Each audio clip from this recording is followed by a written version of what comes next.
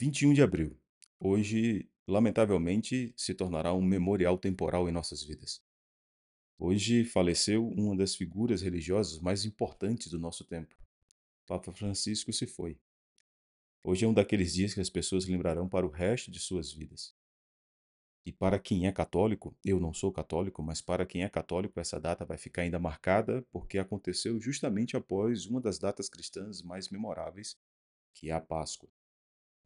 Mas esse dia também ele não se tornará um memorial apenas por esse momento triste em que vemos o Papa indo embora, mas também porque ele vai se tornar um memorial temporal na nossa vida de antes e depois.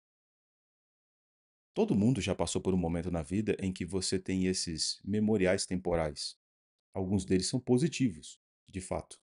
Então você vai ver que todos nós lembramos de algo do tipo: olha só, isso aconteceu mais ou menos uns 3 meses depois do meu casamento.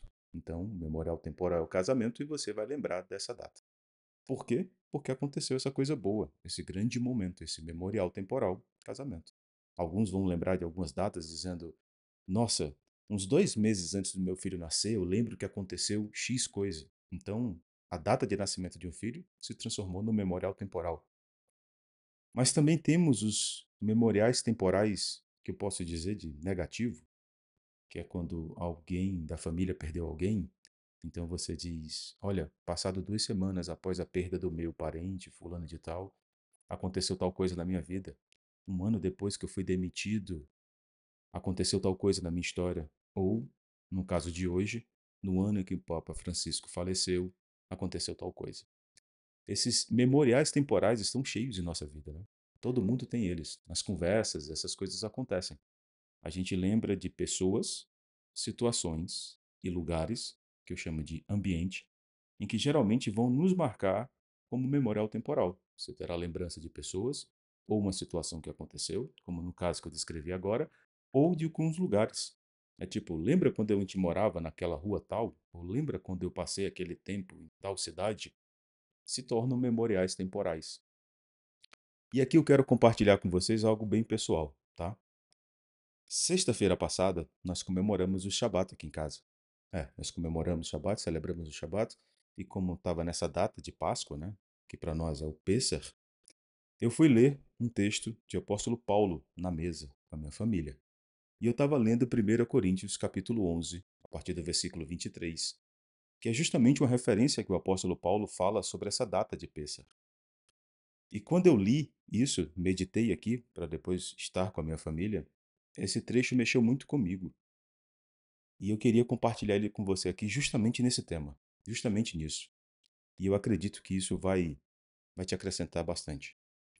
Quando eu comecei a ler sobre isso, algumas coisas me pegaram, porque o trecho, a partir do versículo 23, diz exatamente assim: porque eu recebi do Senhor o que também lhes entreguei, que o Senhor Jesus, na noite em que foi traído, pegou o pão e disse. Você percebe que tem o mesmo padrão aqui? Que no momento em que Paulo está conversando com a igreja de Corinto, ele traz um memorial temporal que naquele dia que estava sendo comemorado ou que estava sendo celebrado a maior obra de redenção da humanidade, quando Paulo traz a memória, ele traz a memória dizendo na noite em que o Senhor Jesus foi traído. Ele também trouxe esse memorial. Ele também teve um memorial temporal. Um memorial do temporal de dor. Não somente a dor do martírio que todo aconteceu, do flagelo, mas que houve uma traição. O memorial temporal de dor que se tornou o maior memorial temporal de amor da humanidade, aonde a traição não parou a ação. Você percebe isso? Aqui, nós sempre estamos falando sobre dores existenciais. Eu sempre falo com você sobre a dor da rejeição, a dor do abandono, a dor da manipulação, a dor da humilhação e a dor da traição. Todos nós passamos por algum nível de dor. E o nosso Senhor Jesus, naquele momento, ele estava passando por vários níveis de dores. Eu posso lhe afirmar com certeza que todas essas dores existenciais estavam ali naquele momento com ele. A rejeição do seu próprio povo, o abandono que ele até cita em algum momento, quando ele está na cruz, a manipulação que foi feita para que ele estivesse ali naquele momento, a humilhação pública, que foi vexatória, vergonhosa até os dias de hoje, e a traição, do qual Paulo começa essa conversa, esse memorial temporal que divide o tempo. Ele se refere na noite que o Senhor foi traído. Ele tomou o pão e disse: Olha que loucura. Em algum momento nós também já passamos por algum nível de dor. E é evidente que eu não estou comparando nossas dores com a dor do nosso Senhor Jesus. Mas eu sei que em algum nível de dor já nos paralisou.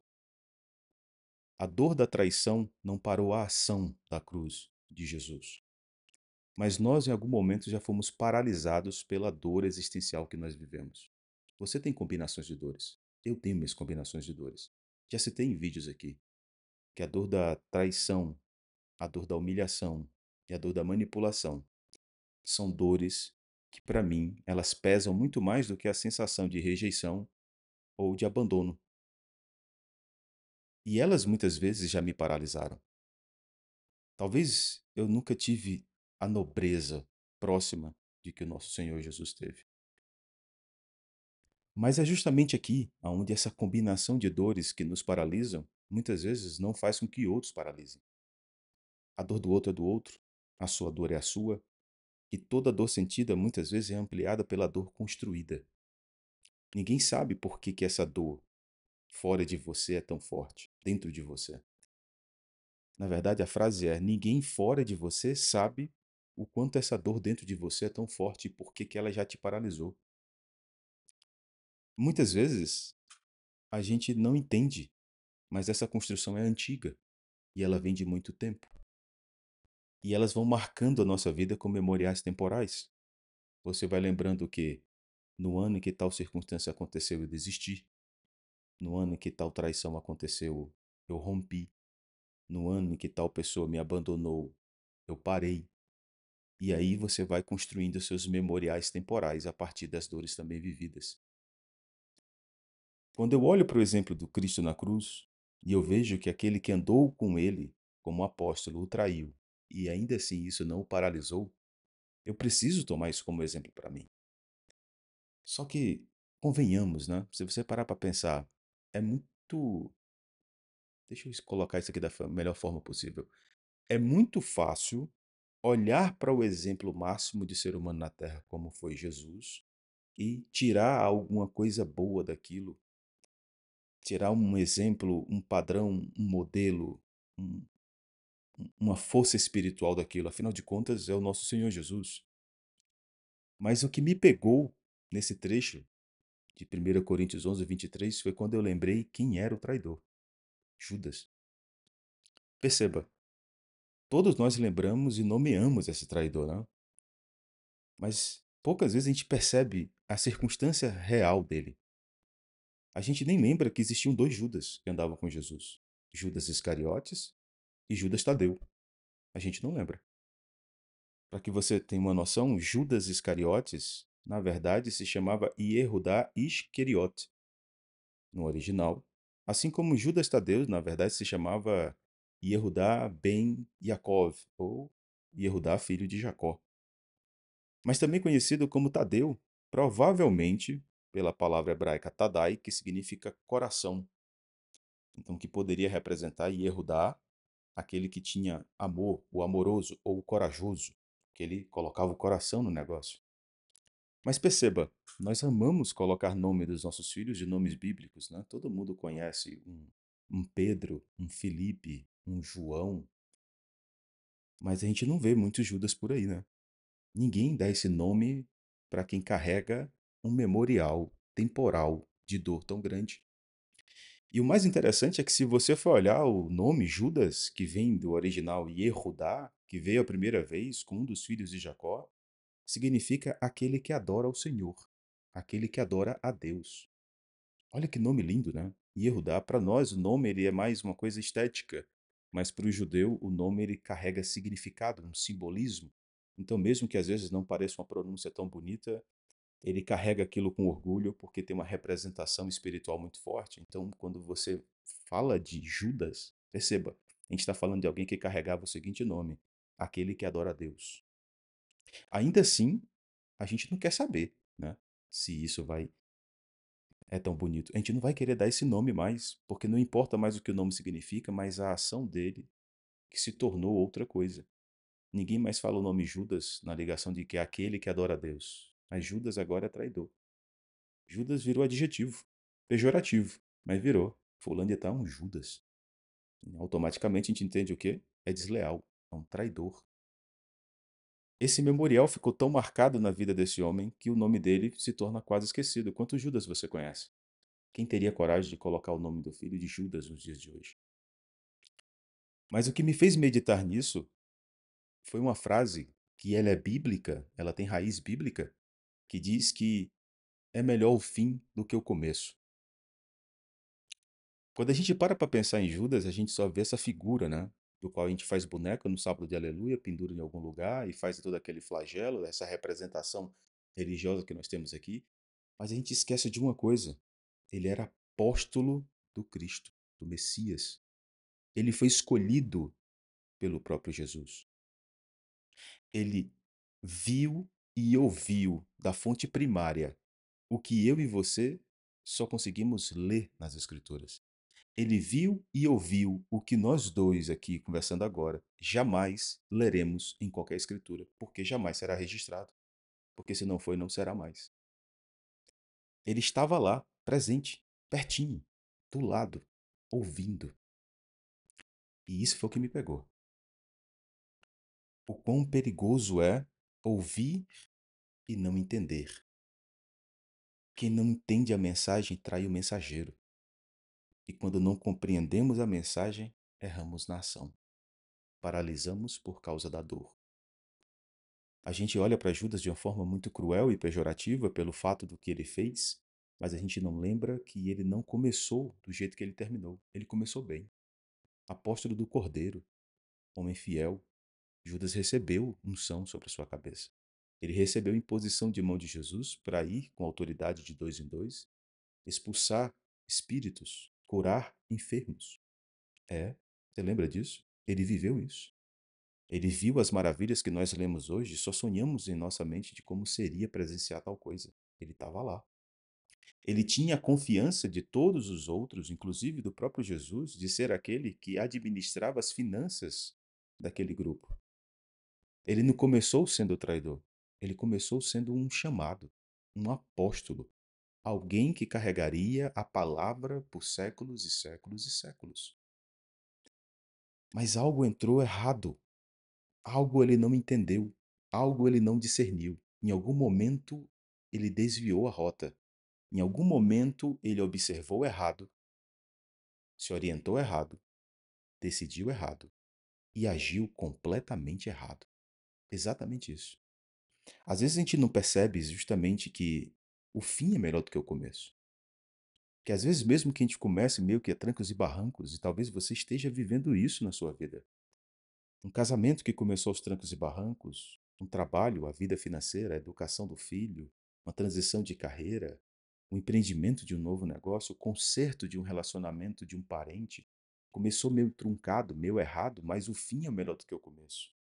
O ruim é quando começa tudo certo, mas por algum motivo, no meio do caminho, a gente perde a mensagem, trai o mensageiro e a gente se orienta errado. E deixa eu te falar, basta 1 centímetro movido no começo para que termine em 1 quilômetro errado na chegada. Entende isso? Às vezes você entendeu a coisa pela metade. Às vezes você se permitiu corromper a mensagem. Às vezes você já entendeu que alguma coisa poderia estar acontecendo na sua vida, mas por algum motivo a mensagem chegou enviesada, ela foi distorcida. Você permitiu que isso acontecesse. Eu tenho certeza aqui, como eu já falei em outros momentos, que todos nós já vivemos aquele momento em que parece que a coisa pelo qual eu nasci para fazer aconteceu. E eu sinto como se naquele momento quem eu sou e o que eu faço se transforma numa coisa só. Parece algo lindo e parece que o mundo vai fazer sentido a partir daquele momento. É como se a mensagem chegasse pura, sem distorção, sem ruído ao meu coração. Mas por algum motivo, eu permiti que ela se distorcesse em algum momento e eu dei as costas. Eu não sei qual é o seu nome que está me ouvindo agora. Dificilmente será Judas. Mas eu gostaria que você fizesse essa avaliação junto comigo. Quantas vezes você já entendeu a mensagem errada? Quantas vezes, entendendo certo, você escolheu errado? Quantas vezes? Pensa aí comigo. Dentro da sua aliança, da educação dos seus filhos, do trato com seus pais, de como você lida com o dinheiro, de como você lida com a sua vocação, de como você toma as suas decisões, mesmo entendendo certo, escolheu errado, ou por algum motivo não conseguiu entender. Quando foi que um memorial temporal paralisou a sua ação? Uma dor tão profunda que no lugar de eu seguir eu parei. Ou quantas vezes esse memorial temporal, essa dor, esse fato, esse acontecimento, essa coisa, fez com que você se desviasse da rota? Pensa comigo, quantas vezes nós começamos bem, mas terminamos mal? Quantas vezes, por não entender a mensagem, nós demos as costas para o mensageiro? Quantas vezes teu esposo, teu marido, tua esposa já falou contigo e tu não entendeu? E isso te fez observar errado, orientar errado, decidir errado e agir errado. Quantas vezes você não entendeu o que teu filho falava contigo? O que ele estava pedindo de fato? Você é orientado errado, você achou que deveria dar para ele aquilo que você gostaria ou que você nunca teve e achou que era isso que ele precisava e ele estava dizendo o que ele queria, mas você não ouviu a orientação correta e 1 centímetro de erro está terminando em 1 quilômetro no final, de desvio da rota. Quantas vezes, por medo ou por uma dessas dores, seja rejeição, abandono, manipulação, humilhação ou traição, você sabia o que deveria ter sido feito, mas ela te desviou da rota ou te paralisou? É muito fácil a gente tomar o exemplo de Jesus, aquele que na traição não impediu a ação, mas a gente não se coloca como Judas nessa hora, né? Eu sempre digo isso para minha família e para amigos próximos. Se Jesus viesse nos dias de hoje, eu temo de eu não ter sido alguém que ou já rejeitou de cara, ou talvez fosse como Judas, que entende no começo, começa bem, mas termina mal. Porque a gente se acha muito superior quando a gente lê a história, não. Mas se a gente fizer uma avaliação pessoal, quantas vezes eu não ofendi meus pais? Eu errei na aliança. Eu errei na educação da minha filha. Eu não decidi errado na minha profissão. Eu negligenciei as minhas finanças. Eu negligenciei ao meu Senhor. Quantas vezes? Aqui mesmo, aqui, nesse canal, eu já errei muitas vezes. Por acreditar que as pessoas estavam precisando entender sobre a identidade de um ponto de vista mais filosófico neurocientífico, eu quis trazer orientações baseadas apenas em métodos e aprendizados e negligenciei estar aqui falando como eu estou falando com você hoje, trazendo a palavra do Eterno como cerne da questão, como foco total. A figura do Cristo vivo como o centro de todas as coisas. A palavra do Eterno como princípio eterno e irrevogável. Eu relutei por isso. Eu evitei isso durante muito tempo porque eu não queria ser julgado. Eu entendi a mensagem há muitos anos. Eu tenho foto minha, quer dizer, minha mãe tem fotos minhas quando eu tinha uns 3 anos, já de biblinha na mão, coletinho, nos anos 80, tá? Nasci em 81. Então lá por volta de 84, eu estava lá dizendo, eu vou ser pregador. Mas a gente vai crescendo, as mensagens que vão chegando vão se distorcendo, e a gente vai fazendo diferente daquilo que a gente ouviu, diferente daquilo que a gente viveu, experienciou. Palavras diretamente tocadas no coração. Pode ser que você esteja pensando nisso com relação ao seu casamento, a educação do seu filho, o trato com seus pais, a convivência com seus parentes, a forma como você é leal com seus amigos, a sua empresa, as decisões da sua carreira, a forma como você vê uma transição. No meu caso, eu evitei de todas as formas, eu vou tentar não me emocionar enquanto eu falo isso. Eu evitei todas as formas trazer essa visão que eu estou trazendo com você nessa conversa aqui. Eu não queria ser julgado pelos meus pares ou por aqueles que já foram um dia. Eu não queria que as pessoas me vissem como mais um que vai falar de espiritualidade. Eu não queria que as pessoas achassem que eu não tinha arcabouço, repertório. Eu tinha preconceitos comigo mesmo porque eu ouvia a mensagem e como Yehudá, ou como Judas, eu desviei da rota. Eu desviei do caminho. E a gente se acha muito bonito para olhar só para Jesus, né? Que é o autor e consumador da nossa fé, a nossa referência maior, mas às vezes a gente não se coloca no lugar do Judas. A gente pensa, será que eu não fui esse que traiu? Que eu ouvi e vi coisas fantásticas, mas preferi ir para outro lado. Se você parar para pensar, as últimas palavras que Judas ouviu do seu Senhor, com quem ele conviveu pelo menos 3 anos, coisas maravilhosas, experiências lindas, ministrações particulares. Você tem noção que Judas teve momentos com o nosso Salvador que nós jamais teremos?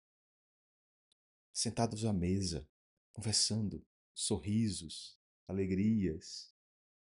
Ele sabia qual era o cheiro de Jesus. Ele sabia como era a voz de Jesus.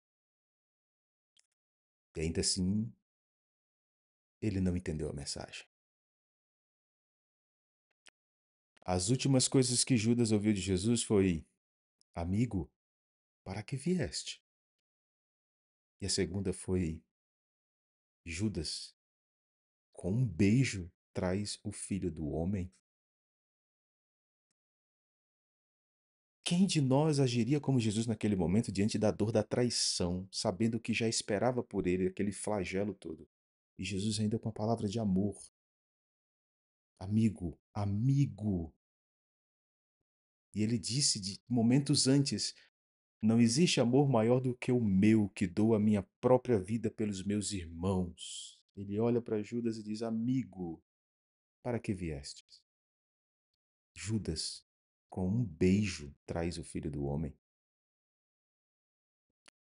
Naquele momento, Judas tinha a oportunidade de observar novamente, reorientar a sua alma, decidir por outra rota, agir de outra forma. Mas, lamentavelmente, ele seguiu no que havia em seu coração. A mensagem tinha se perdido e, por ele não ter entendido ou perdido a mensagem, ele traiu o mensageiro. Ele traiu o nosso Senhor. Mas tudo isso porque ele deu um preço ao que só tinha valor. Volta para você agora e pensa. Qual é o preço que eu dei ao valor daquilo que o Eterno me vocacionou, me deu talentos para que eu pudesse fazer? Foi o salário melhor que te faz ficar aonde hoje tu não sente quem tu é de fato fazendo? Foi o beijo mais sedutor que te fez quebrar a aliança? Foi o tempo de diversão que te fez negligenciar o teu filho? Foi a distração que te fez não voltar teus olhos para aquilo que tinha verdadeiro valor, só tinha preço? Qual preço você tem dado àquilo que verdadeiramente tem valor?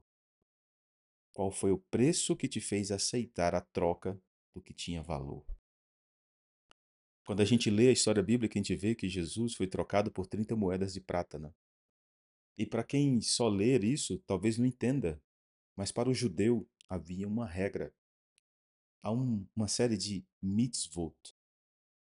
São mitzvahs separadas. Mitzvot é o seu plural, que são princípios do qual eles se regiam. E havia um valor que era dado para o preço de um escravo. Era o valor que era dado para aqueles que iam indenizar por um escravo. E era justamente 30 moedas de prata. Porque assim se cumpria uma profecia que estava em Zacarias, capítulo 11, versículo 12 e versículo 13. O bom pastor que estava sendo negociado pelo preço de um escravo. Naquele momento, o memorial temporal foi que ele não somente errou na hora que escolheu um preço pelo valor, mas ele escolheu também não corrigir.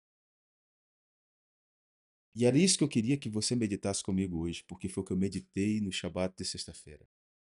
O que tem me desviado? O que tem me afastado daquilo que é verdadeiro e eterno? O que tem me afastado daquilo que eu sinto que eu tenho vocação para fazer? Qual foi o preço que eu dei? Qual é o valor daquilo que eu troquei por algumas moedas. O nosso Senhor, o Senhor de todas as coisas, foi vendido pelo preço de um servo, de um escravo. O bom pastor, que sofreu ali a traição, a rejeição, a humilhação, a manipulação e o abandono. Qual é o preço de você ser escravo, de não ter entendido ou ter rejeitado a mensagem? Qual é o preço que nós estamos pagando hoje? 30 moedas de prata naquele tempo seria o bastante para um ano de provisões ou um pequeno terreno, que no final das contas foi o que foi comprado, para se cumprir o que estava escrito em Zacarias capítulo 11. Então eu queria que você fizesse essa avaliação hoje comigo. Mas, sobretudo, eu queria que você tomasse cuidado com a assembleia de vozes que pode existir na sua cabeça. Você percebe que ele não agiu sozinho? Ele apenas ouviu as vozes erradas. Ele já havia se encontrado com os principais dos sacerdotes, ele já havia tentado negociar isso. E esse preço foi o preço que os sacerdotes estipularam. E a partir daquele momento, ele ficou atento em uma oportunidade de entregar Jesus. Nada do nada. Nada vem do nada. Nada é por acaso. Nada começa de uma hora para outra. Ele não se levantou durante aquele momento de Pêssar e simplesmente de Páscoa e se levantou e disse: É agora que eu vou tomar uma decisão. Ele já havia tomado antes, porque já havia ouvido antes, porque já havia observado, orientado, decidido e agora estava agindo a partir disso. E eu quero que você medite nisso comigo hoje. Porque na hora em que ele entende o que ele fez e ele volta para conversar com o sacerdote e ele joga de volta aquelas moedas e diz: Eu sou responsável pelo sangue de um inocente, ele tentou consertar com as pessoas erradas. Ele tentou consertar com a assembleia de vozes que estava na frente dele, e não com aquele que poderia verdadeiramente, pela obra, trazer redenção sobre o erro dele. Você tem noção que na hora em que Jesus olha para ele e diz: Amigo, para que vieste? Judas, com um beijo, traz o filho do homem. Naquele momento ele poderia ter dito: Senhor, me perdoa. Eu entendi a mensagem errado. Eu escutei que não deveria. A dor que eu convivo me tomou de tal forma que eu desviei da rota. Me perdoa. Você entende que Jesus deveria ir para a cruz? Era o que estava escrito. E mesmo que estivesse sido profetizado que alguém o trairia, não estava escrito que não haveria perdão. Haveria perdão. Os nossos erros muitas vezes vão dar a oportunidade de reparação. E a gente vai poder reparar com quem a gente errou. A gente repara a rota, a gente transiciona a carreira, a gente pede perdão para um filho e conserta na convivência, a gente restaura o que for necessário restaurar. E quando não há oportunidade de reparação, há pelo menos a oportunidade de retratação. Judas, naquele momento, não poderia mais tirar Jesus das mãos dos soldados, tanto do Sinédrio quanto romanos, mas ele podia se retratar naquele momento e dizer: Eu errei, Senhor, me ajuda. Porque há alguns erros que cabem reparação, alguns cabem apenas retratação, mas para todos cabe a redenção. Para todos cabe a redenção. Desde que você escolha as vozes que de fato fazem sentido ouvir. Não busque aqueles que te convenceram ou que te desviaram ou que te influenciaram para justificar o porquê, mas busque aqueles que, dependendo de você, não estão vivendo, ou aqueles que, acreditando em você, foram traídos, ou aqueles que, sem entender, rejeitaram, aqueles que abandonaram, humilharam. Busque estes para que você possa fazer, se não uma reparação, pelo menos uma retratação, mas com certeza uma redenção. Levante um novo memorial, independente da dor que foi vivida. Se você prestar atenção, Judas errou porque tentou consertar no lugar errado com as pessoas erradas. Ambiente, pessoas, situações e lugares. Ele buscou aqueles com o qual ele provocou. Eles não tinham nenhum interesse mais naquele valor de moedas, porque que para eles tinha valor era a condenação do nosso Senhor.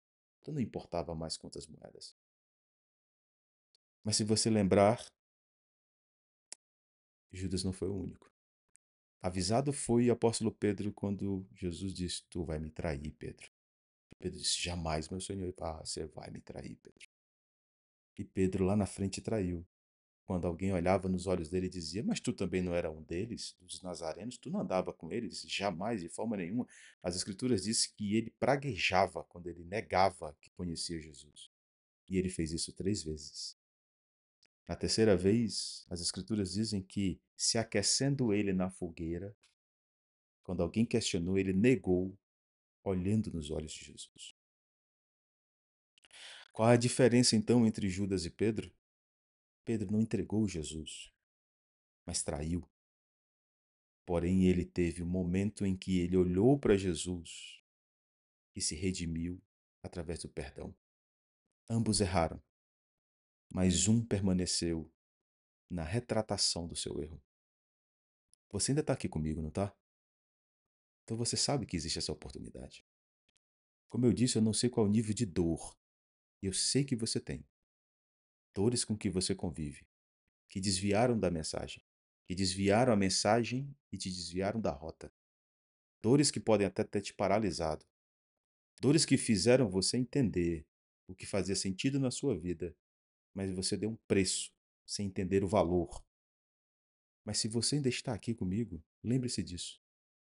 Ainda há tempo. Se não há para reparação, para uma retratação dá. Mas para todas tem redenção. A oportunidade de você criar um novo memorial temporal na sua vida, em que você diz: Eu voltei a ouvir a mensagem. Eu amei o mensageiro. Eu sei o que eu preciso fazer. Vou buscar as ferramentas para que isso aconteça. Mas nunca mais eu vou me desviar da mensagem e trair o mensageiro. Lembre-se sempre: há um momento e a oportunidade da redenção. Há como você ser você. Jesus não chamou os apóstolos porque eles tinham características sobrenaturais ou comportamentos fora do comum. Se você lê os evangelhos, ou pelo menos ouviu em algum momento as histórias, você sabe que eles eram homens comuns como eu e você. Mas aquilo que o Eterno tinha dado para eles através do nosso Senhor Jesus faria com que eles fariam obras que o próprio Jesus diz: obras maiores do que as minhas vocês farão. Então lembra-se disso. Ele quer você exatamente como você pode ser, porque existe uma coisa que só você pode ser, que é você mesmo. Frase clichê, mas verdadeira. Mas o que eu penso em fazer, já tem gente fazendo. Ele queria que fosse você fazendo isso, do jeito que você pode fazer. Mas às vezes eu acho que a minha vocação é uma coisa que não tem espaço no tempo hoje. Se é uma vocação, pelos talentos que você tem, ouça o chamado e atenda. Porque faz sentido do seu jeito fazer o que faz necessário. Só não desvia mais da mensagem. Busca entender e discernir essa mensagem. Não permita que a dor te paralise. Continua tentando fazer aquilo que faz sentido para você, porque é para você. É para sua identidade, para quem você é, com o seu talento, com a sua vocação, no seu chamado. Porque sem identidade você pode ser tudo, menos quem você precisa ser.